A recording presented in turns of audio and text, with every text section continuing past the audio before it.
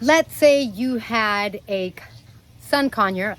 She's really a green cheek conure, but I don't have a sun conure, so she's like holding the space for it. I had a question. Would you then add to your family and flock a yellow-naped Amazon or a blue-throated macaw? What a combination. Hey guys, I'm Kaylin, the author of the Parrot Bliss Bond. I have over 20 species of parrots. I love my parrots. Please be sure to get my book, The Parrot Bliss Bond, on Amazon.com today. And my new book, Get to Know African Greys and Capes, is so close to being released. I'm really excited, and you'll be able to find that on Amazon as well.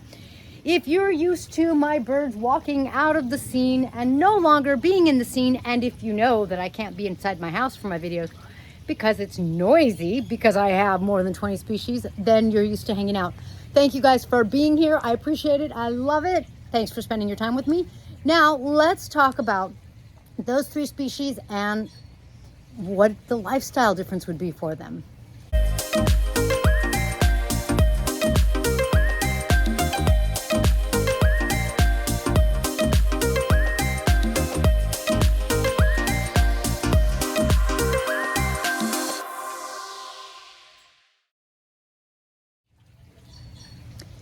So guys,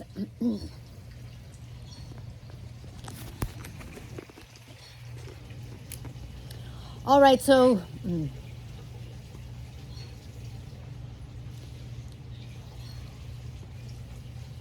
adding another parrot to the family, it's always wonderful, it's always exciting.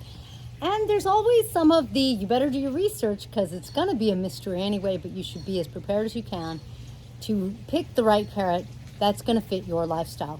And when it comes to a macaw and an Amazon, if your sun conure is loud, you ain't heard nothing yet. In my flock, my Amazons and my macaw are the loudest.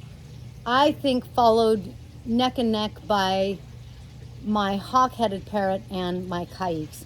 There's more caiques, there's only one hawk-head, so it's kind of hard to say who's, like when the hawk-head's loud, she's loud, but the caiques are, you know, there's more of them. So, if your sun conure's not loud, get ready for some noise. These are 2 species that may not be noisy, but you should expect them to be noisy. My yellow nape, she isn't really noisy, although if I put her in her cage in my bedroom and then I leave the room, she calls for me. She's like, what does she call? Rah, rah, I don't know. And then she's a little noisy. My other 3 Amazons, noise is off the charts. As a matter of fact, I actually brought my orange-winged out here with his best friend, which is my golden conure, because they were being noisy in the house. And I was like, okay, how about if it's your turn for some fresh air and sunshine so that we get a little break in the house. So for both of these birds, one similarity, the noise level is going to really be high. Be prepared for that.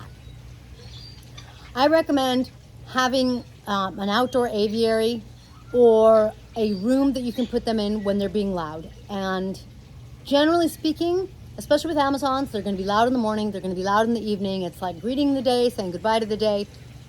The macaw, that's true too. But guys, keep in mind that if you only have one of each of these, they're going to probably, most likely, be even louder because they're like calling for a mate. They're lonely, they're a social bird, and a sun conure is not who they recognize necessarily to be a mate. I just in the last couple of days, decided to get a Quaker for a couple of reasons. I won't get so far off track though. And then I was like, you know what, Quakers are so super social. I could try to get my Quaker to bond with certain birds of mine that don't have a mate. And I was like, but you know, I just don't know if that would work. And my friend was like, yeah, if you put the Quaker with a green cheek, it'll probably hurt the green cheek. I'm like, you know what? The most logical, smartest thing to do is to just get the Quaker or another Quaker. I did that and they were instantly like this, just right next to each other. So my point is, when you have just the Amazon or just the macaw, they're gonna have something that's off because there's only one of them.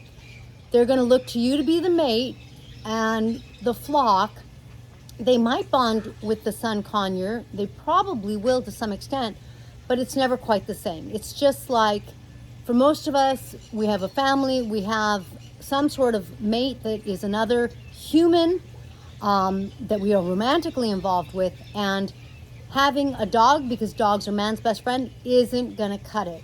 It's the same thing. It's a different species. Just because they all fly doesn't mean anything. A dog's a mammal. It's just not gonna, like, a dog is a man and woman's best friend kind of thing. Absolutely, they're phenomenal. But it's not the same as another human. So you have the sun conure, you're getting another parrot.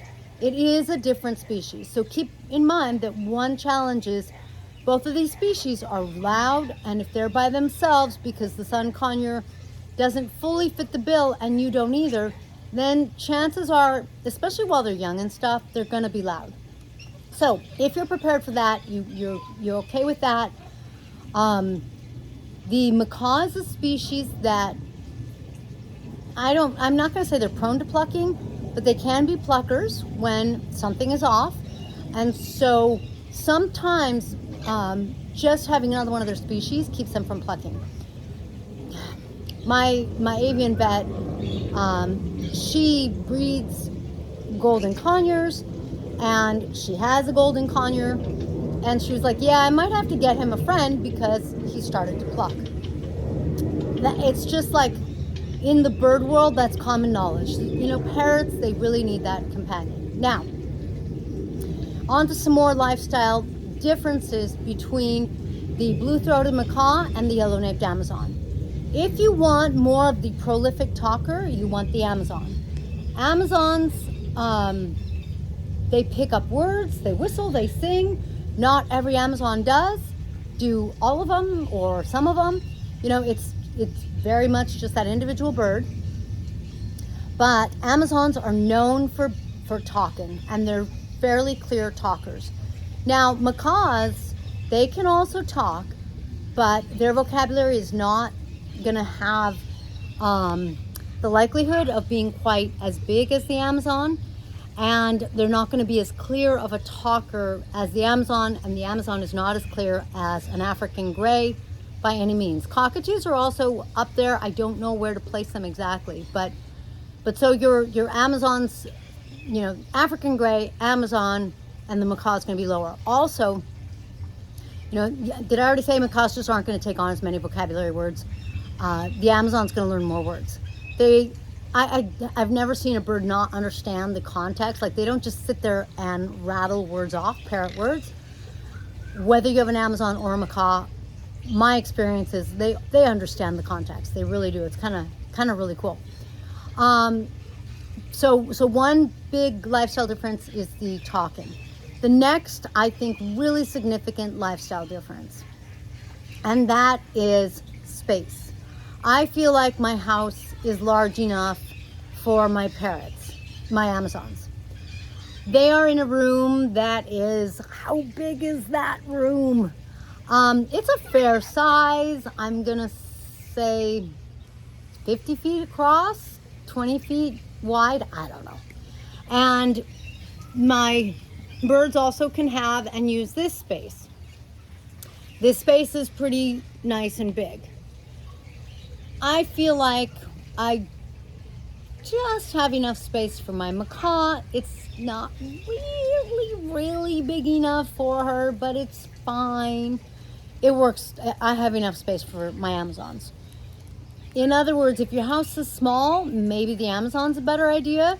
If your house is big and you have an aviary, you have a place for your birds to fly, for your macaw to fly, that's really good. That's really beneficial. Flying is the only exercise they get. When their wings are clipped, they just, you know, are on a perch because there's not much they can do. It's funny, you know, they used to sell, still sell, like a chain. You know how you can chain a dog to a post? You could do the same with a parrot, which is pointless if they're clipped, because when they're clipped, they can't, you know, if they can't really fly, like they could glide down to the ground, but you know, I'm sorry, I think it's terrible because there's, you know, I mean, well, who would want to be chained and have like a a few feet stepping radius. I don't know anyone who would like that. No creature and no person, no nothing. So and then that's not to say that you should not clip. I don't judge the clipping. I'm saying, especially if you have a baby, let them learn to fly first if you do need to clip. And then if you clip, that's a little different, but that's the number one way that your parrot's going to get exercise. Exercise is their well-being, it's their enjoyment. Birds are made to fly. Now, mind you, I have over 20 species, and most, let me see. The Quakers I just got came clipped. I didn't have a choice. Otherwise, are you the only one that's clipped? I think she's the only one that's clipped out of all my birds. Why? Because she likes to go out. It's sort of different, but I don't really believe in clipping. I also totally believe that there are exceptions. So my point though, you have to do what works for you and your bird, whether it's the Amazon or the macaw. But if it's a macaw, you know what? Macaws are beautiful. Watching them fly, seeing their wings, it's phenomenal. They can fly around your house, and it depends some on the layout of your house, that kind of thing. But that's definitely something to keep in mind. Maybe you're going to free fly. That's a different topic. And I'm not going to get off track again. But so I hope I'm on track enough that I'm giving you some really good differences between them. Another difference in lifestyle is when you have one parrot, it's not that expensive, but your macaw requires a nut diet component to their diet. Your Amazon doesn't. Your macaw is going to be, the blue throat macaws, they're about 1,000 grams or maybe a little less, like it varies, right? But in that neighborhood. Yellow-naped Amazon, they're going to be like, well, mine's over 400. I've heard of some being 500 or 600. I think mine's probably average. So you could say that the Amazon is about half the size of the macaw, which means budget-wise, half the food plus the Amazon is low fat, no seeds. You could do some nuts like for treats or for training. The macaw, on the other hand, is going to eat twice as much in theory. Plus, you need to put some money into some nuts, preferably in the shell and unsalted, which means like you're probably buying nuts just for your macaw. So if budget's any kind of concern, I would look at that. I would consider that. Or if shopping for nuts is any kind of concern, that is something to take into account. Now, another huge thing and a huge difference. I don't feel like I have experienced, don't bite me, my macaws being one-person parrots. I don't, they probably have a favorite, but like River, they'll go to anybody, they'll enjoy anybody, they're social. Amazons are one-person birds. So the person that asked, it's a couple, and the Amazon will, in most likelihood, pick one of you and then try to attack the other one. And if it's flighted, it will fly to attack the other person. This is the way Amazons are. Good, bad, right, or wrong. It's their nature. They're not doing anything wrong. It's just who they are. Now, I've heard it said that if the whole family handles the Amazon as a baby, they can stay more of a family bird. I will say that Ursulus is the only Amazon we have. He's a Mexican redhead who we adopted, who we got as a baby. The other three were adopted as adults. So with Ursulus, he is now like 3 years old, so he's not technically old enough, or is he 4? If he's 4, he's getting there. 3 to 5, I believe, is when they sexually are getting into sexual maturity. And that's when they're going to pick one mate. And then, like I said, they might be better companions than a dog when they pick you. People who respond to my videos on Amazons, they say the same thing. Like, they can't really bring other people around their Amazon, but their Amazon is phenomenal with them. My yellow-naped Amazon, she is my best feathered friend, period. She's like my soul sister. However, no one else can even come near her. You can probably offer her her favorite treat if you're not me, but you have to do it carefully, and that's as far as it goes, period. There's just, there's no coming around. She's not, there's nothing wrong with her. It's not emotional baggage. It's nothing like that. It's who Amazons are.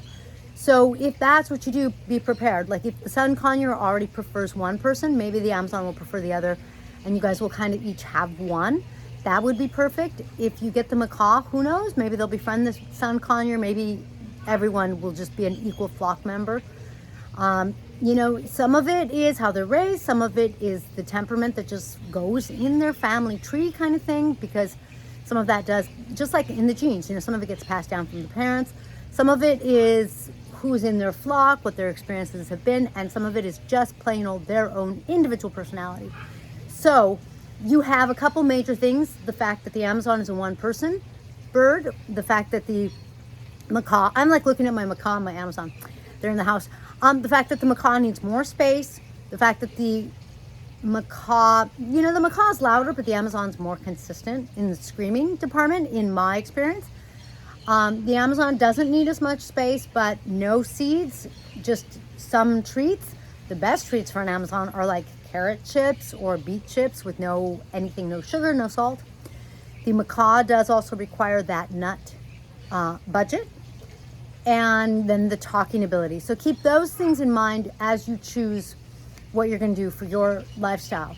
Personally, I think that if I had the space, like the space out here, it might be really cool to put the Sun Conure and the Amazon out here, because the Sun Conure could go to like that palm tree and probably find some refuge from the Amazon. Like I think that would provide a place for the Sun Conure to go and not feel like the Amazon's going to chase it, kind of thing, until they establish, like, it's big enough out here that they, you know, I would keep my eye on them and everything, but it might be a cool place for the two of them to be. If I didn't have a space like this, I consider myself so blessed and so fortunate to have a space like this. But if I didn't, then unless I had a really big house, I'd probably lean toward the Amazon, because the space is just such an issue. And these are two species that are some of the most rehomed, and these are some of the reasons. Oh, I love my golden conure. She is so awesome. Okay, now if you got a golden conure, if you can find one, because they're not easy to find, but they're in the same neighborhood price range as what you're looking at. The golden conure has some talking ability, does require the nut diet, but she's half the nuts. She's quieter. She's just quieter, and she's more social. She is not a one-person parrot. So anyway, I love golden conures. I just adore them. So I hope that gives you some really good lifestyle differences to consider when making your choice. I made my choice. If I was getting one, I would get a golden. And that's because, you know, I'm bonded with my yellow nape. My other Amazons have their bond, and I'm not it. And as much as I really do love my yellow nape, her name is Lorenza, you know, I don't know if that would happen again. I just, you know, maybe it would. It probably would. But Amazons have some disadvantages, and Goldens have more advantages. Anyway, I hope that helps. Thank you for joining me in this feathered video. If it does help, and you want to send a super thanks to buy me a coffee or something like that, that would be awesome. Next to the thumbs up, if you scroll to the right, there's the super thanks, and you can send me the money for a coffee. That would be awesome. In any case, a thumbs up and a comment below helps my juice for my channel, so that I can continue to grow and help everyone have a blissful bond by getting the right parrot for them, learning how to bond with their parrot, that kind of thing, so that they don't rehome. Thanks for joining me in this blissful video. River and I will catch you next time.